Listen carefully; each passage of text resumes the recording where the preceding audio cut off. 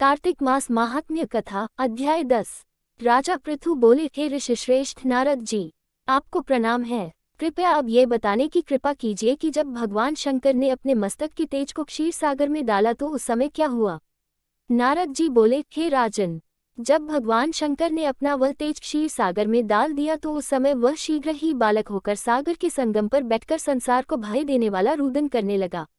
उसके रुदन से संपूर्ण जगत व्याकुल हो उठा, लोकपाल भी व्याकुल हो गए, चराचर चलायमान हो गया। शंकर सुवन के रुदन से संपूर्ण ब्रह्मांड व्याकुल हो गया।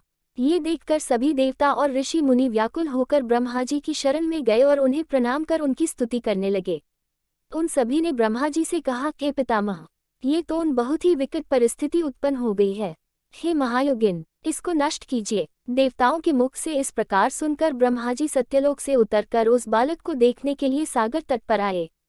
सागर ने ब्रह्मा जी को आता देखकर उन्हें प्रणाम किया और बालक को उठाकर उनकी गोद में दे दिया।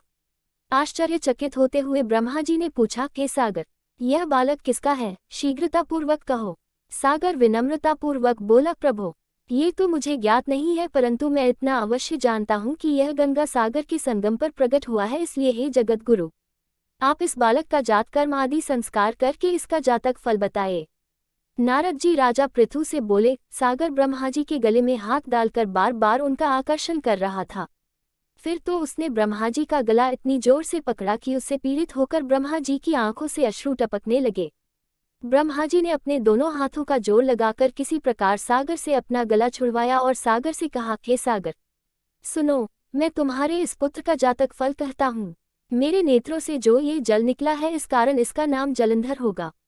उत्पन्न होते ही ये तरुणावस्था को प्राप्त हो गया है, इसलिए ये सब शास्त्रों का पारगामी, महापराक्रमी, महावीर, बलशाली, महायोद्धा और रण में विजय प्राप्त करने वाला होगा।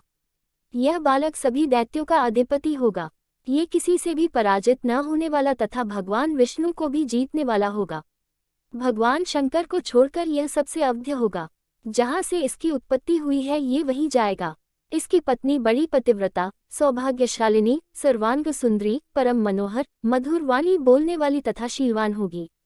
सागर से इस प्रकार कहकर ब्रह्मा जी ने शुक्राचार्य को बुलवाया और उनके हाथों से बालक का राज्याभिषेक कराकर स्वयं अंतर्ध्यान हो गए। बालक को देखकर सागर की प्रसन्नता की सीमा न रही, वह हर्षित मन से घर आ गया। फिर सागर में उस बालक का लालन पालन कर उसे पुष्ट किया। फिर कालनेमी नामक असुर को बुलाकर वृंदा नामक कन्या से विधिपूर्वक उसका विवाह करा दिया। उस विवाह में बहुत बड़ा उत्सव हुआ। श्री शुक्राचार्य के प्रभाव से पत्नी सहित जलंधर दैत्यों का राजा हो गया। बोलिए राधा कृष्ण भगवान की जय।